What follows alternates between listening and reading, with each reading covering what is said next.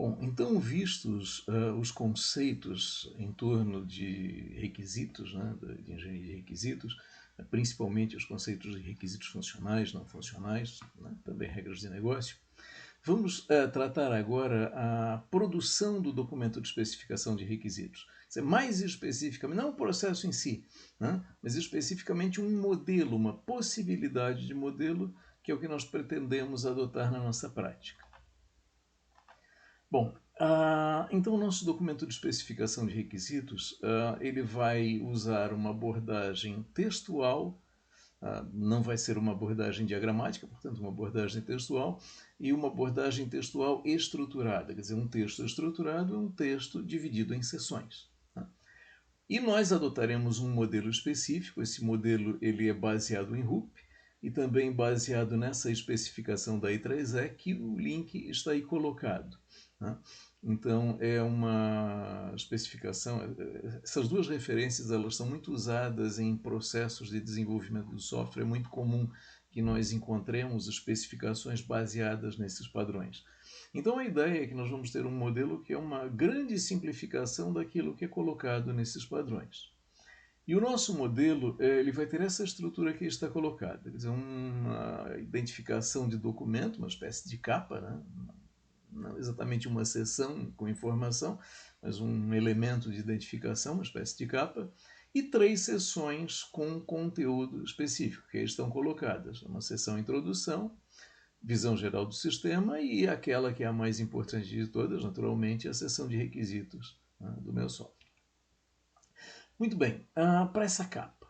Essa capa ela deveria ter o quê? Primeiro, a identificação do projeto. Primeiro ponto colocado ali, identificação do projeto. Segunda linha me diz o quê? Olha, eu tenho que dizer que este documento é um documento de especificação de requisitos de software e não é, por exemplo, um plano de testes. Então, a expressão aí colocada é especificação de requisitos de software, a ideia é que apareça sempre assim, né? E dizer, olha, isto é um documento de especificação de requisitos, não é um documento de planos de teste ou coisas parecidas. Um identificador do documento, um código, né, padrão da empresa, cada processo de desenvolvimento adota seu próprio padrão. A recomendação que está colocado é inclua a data de criação desse documento, isso é alguma coisa importante. Há o número da versão também, numeração padronizada pela empresa, e a data de conclusão daquela versão. Observa que um documento de requisitos ele pode passar por várias versões. Então, a data de criação do documento de requisitos, né, que aparece no identificador, é única. Agora, a data da versão é a data de conclusão de cada versão que aquele documento possa ter. Bom, complemento a capa, um histórico, uma tabela que mostre o histórico das versões desse documento e, por fim, um índice. Bom, vamos ver isso no exemplo do jogo da velha. Então vejam lá o título Projeto Jogo da Velha, o título do projeto é Jogo da Velha, aquele texto, especificação de requisitos de software, o código de identificação, observem um string, o que eu coloquei nesse string? Olha, isso é um documento de requisitos, começa ali com REC, o projeto desse documento de requisitos é o Jogo da Velha Online, que ele está colocado, e no final, 2008, setembro 15 de setembro de 2008, data de criação da especificação de requisitos. Observem, data de criação, isso vai ficar imutável ao longo de todo o projeto. Observem ali que o número da versão 1.0, data desta versão, 3 de 10 de 2008. Observem como essa data é diferente daquela data colocada ali em cima, né? Posterior, claro, todas as datas que aparecerão serão posteriores à data de criação. Muito bem, e aí a tabela com o histórico das versões, como só tem uma versão que é 1.0, apenas uma linha nessa tabela, na medida em que novas versões forem produzidas, novas linhas aparecerão aí, especificando o número da versão, o autor da versão, data de conclusão da versão e que ação foi realizada para a criação daquela nova versão. E finalmente ali embaixo o sumário, o índice do nosso documento de requisitos, com as 3 seções que virão: introdução, visão geral e requisitos de software. Muito bem, essa primeira seção, introdução. Estou propondo 3 subseções, não necessariamente precisamos de todas. Então, o objetivo do desenvolvimento, olha, eu quero desenvolver um software que faz o quê? Para quê? Primeiro ponto, um parágrafo descrevendo o que eu quero, qual é o objetivo do desenvolvimento. Segundo, definições, abreviaturas. Essa seção 1.2 de definições e abreviaturas, a ideia é que eu coloque aí toda a informação necessária para que a leitura dos requisitos seja compreendida. Por exemplo, imaginem que eu estou especificando um sistema de matrículas. Puxa, num sistema de matrículas eu preciso trabalhar com o conceito de pré-requisito. Imaginem que lá no meio do documento tenha um requisito funcional que se refira a pré-requisito. Aí imagine que quem leia esse documento pergunte, puxa, mas o que é pré-requisito? Então, com essa estrutura, nós sabemos que a definição de pré-requisito estará na seção 1.2. Então, vejam, definições, conceitos do domínio do problema, abreviaturas, siglas, o que for. E a seção 1.3, referências. A ideia de referência é muito parecida com a seção anterior. Então, as seções 1.2 e 1.3 é o quê? É ter informação relevante, informação necessária que eu preciso para a leitura, para a compreensão dos requisitos que eu vou ler lá na frente. Então, o que acontece? Essa informação ela pode estar no corpo do documento, nesse caso estaria na seção 1.2, ou pode estar referenciada. Qual é a ideia de referência? Olha, é uma informação que está em algum lugar acessível, por exemplo, em algum site, e eu, ao invés de transcrever toda a informação para o corpo do documento, eu apenas coloco uma referência para esse local onde a informação está. Então, devo deixar claro qual é a informação que eu estou referenciando e onde encontrar essa informação. Então, vejam, informações complementares. Ou eu coloco na seção 1.2, nesse caso a informação estará no corpo do documento, ou na seção 1.3. Nesse caso, a informação estará num outro lugar e referenciada pelo documento. Muito bem, aqui um exemplo do jogo da velha. Então, seção introdução, primeiro objetivo, desenvolvimento de um programa que suporte a disputa de partidas de jogo da velha na modalidade usuário contra usuário e usuário contra programa online. Ok, quero uma aplicação online. Então vejam. Nota que não tem aqui uma seção de definições. Eu digo, não preciso de definições para o jogo da velha. Por quê? Porque o que eu preciso para a compreensão do jogo da velha é o que é o conjunto das regras. Então vejam, se eu estou especificando um programa para um jogo, é o caso do jogo da velha, eu preciso colocar a descrição desse jogo, as regras desse jogo no documento. Aí eu posso escolher colocar no corpo do documento, que seria a ideia da seção 1.2, ou referenciar, que é o meu caso, seção 1.3, no slide anterior. Então vejam, referências, olha, eu estou referenciando apenas as regras do jogo, é a descrição do jogo e suas regras, neste site aí da Wikipedia. Então vejam, as regras, eu estou fazendo a especificação de software, especificação de requisitos de software de um jogo. Eu não vou supor que o leitor da minha especificação de requisitos conheça o jogo. Eu conheço esse jogo, ou as regras do jogo. Então eu devo deixar claro o que é o jogo, quais são as suas regras, ou no corpo do documento, ou referenciando. E quando eu referencio, eu tenho que ter o cuidado que eu estou referenciando texto. O usuário, o leitor do meu documento, ele vai na referência e vai ler um texto. Eu não vou referenciar, por exemplo, um site em que tem uma implementação online desse jogo. Aí o leitor do meu documento, para conhecer as regras do jogo, tem que ficar lá brincando com o jogo online. Não, pode até ser uma referência complementar, mas as regras do jogo têm que estar escritas em algum lugar, ou no corpo do documento, ou em algum espaço referenciado. Muito bem, seção 2. Seção 1, visão geral. Seção 1, introdução. Seção 2, visão geral. A ideia de visão geral é o quê?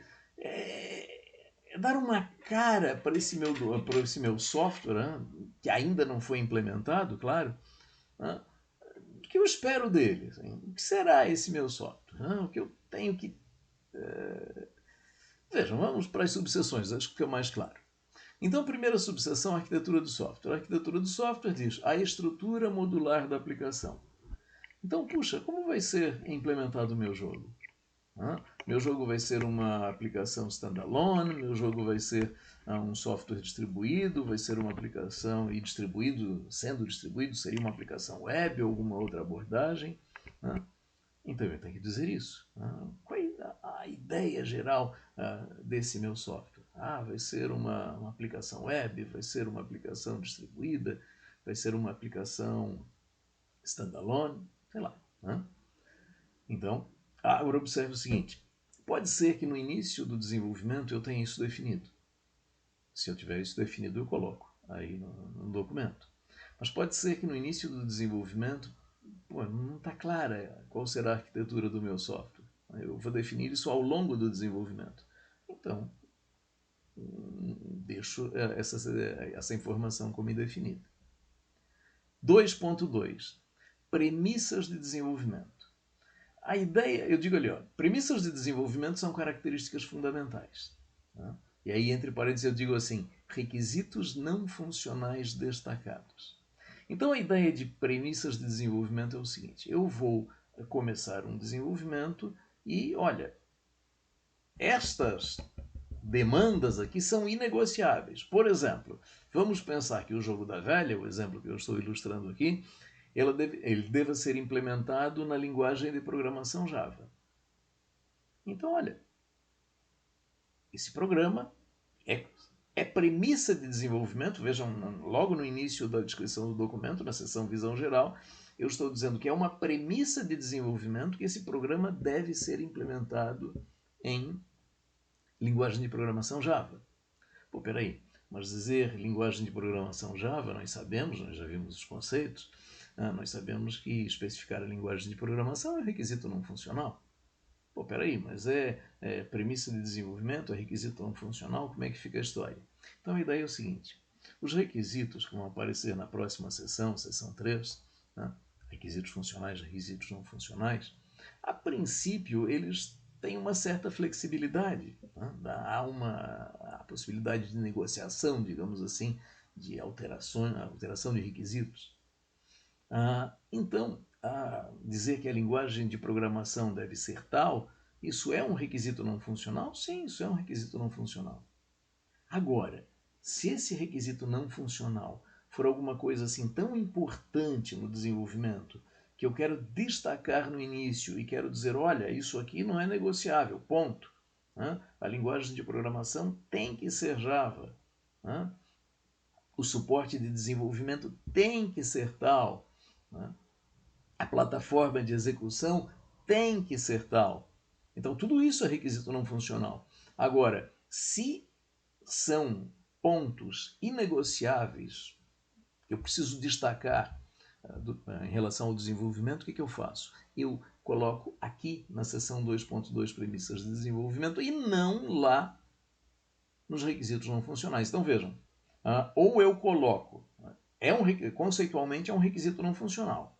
Se esse requisito não funcional for importante, relevante, não negociável, eu coloco nesta seção de premissas de desenvolvimento. Se não for, deixa lá na seção de requisitos não funcionais. Ok? Muito bem.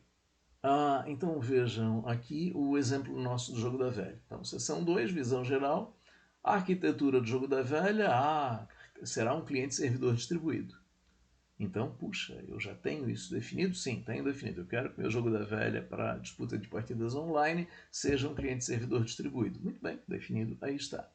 Premissas. Nosso jogo da velha. O programa deve ser implementado em Java. O programa deve executar em qualquer plataforma que possua máquina virtual Java. O programa deve executar NetGames como suporte de execução distribuída. Finalmente, o projeto deve ser produzido com o Visual Paradigm. Então, vejam, tudo isso é requisito não funcional. Mas foi destacado aqui para a seção de premissas porque, olha, isso é não negociável. Agora eu posso ter ainda lá na seção de requisitos não funcionais que, olha, a plataforma de produção do código será tal. Por quê? Porque isso é negociável. Se alguma coisa é negociável, se fosse algo específico, eu traria aqui para frente, traria para essa seção. Muito bem. E, finalmente, a terceira seção, que vai ser a seção mais volumosa, digamos assim, do documento, é a seção 3, requisitos da aplicação. Essa seção ela vai ser dividida em subseções. Bom, como nós já vimos nos conceitos, uma subseção de regras de negócio. A interrogação está ali para lembrar que, olha, pode ser que eu opte por ter ou não ter as regras de negócio separadas dos requisitos funcionais. Se eu optar por ter essa subseção, eu a coloco, se não, não. E certamente eu terei uma seção de requisitos funcionais e uma seção de requisitos não funcionais. Tá? Muito bem, sobre requisitos funcionais e não funcionais, nos vídeos anteriores isso já foi longamente discutido. Eu só quero dar um último destaque à questão da descrição dos requisitos. Quer dizer, todo requisito, cada requisito, seja funcional ou não funcional, ele deve ter um título e um texto descritivo. Título, eu coloquei ali, bom, mais sigla. Eu posso optar por ter ou não uma sigla, um código de identificação do requisito, por exemplo, ali RF001, requisito funcional 001, RNF001, requisito não funcional 001, coisa parecida. Então, título, certamente, e sigla, ter ou não ter, e texto descritivo. Por exemplo, título, linguagem, requisito não funcional. Título, RNF001, linguagem de programação. Isto é o título. Texto descritivo. O programa deve ser implementado em linguagem de programação Java. Ok? Curto. Requisito funcional. Validação de solicitação de matrícula. Avaliação de solicitação de matrícula, tratado em vídeos anteriores. Requisito funcional 007, sei lá. Avaliação de solicitação de matrícula. Isso é título. Texto descritivo. E segue um texto descritivo longo, observando o que? 5W1H, visto em vídeos anteriores. Ok? Então, essa é a estrutura do nosso documento de especificação de requisitos. Então, observem, a referência é a especificação do processo RUP, é aquele padrão I3E, e, obviamente, cada grupo de desenvolvimento, cada empresa acaba adaptando às suas necessidades. Então, aqui está uma possível estrutura de documento de requisitos, que é aquela que, para a nossa prática, nós estamos adotando. Ok? Mas há muita flexibilidade em relação a isso. É importante ter essa estrutura como foi colocada. Importante é a clara descrição dos requisitos, observando os conceitos, que a gente já viu em vídeos anteriores. Então, ficamos por aqui com a apresentação do nosso modelo de documento de especificação de requisitos.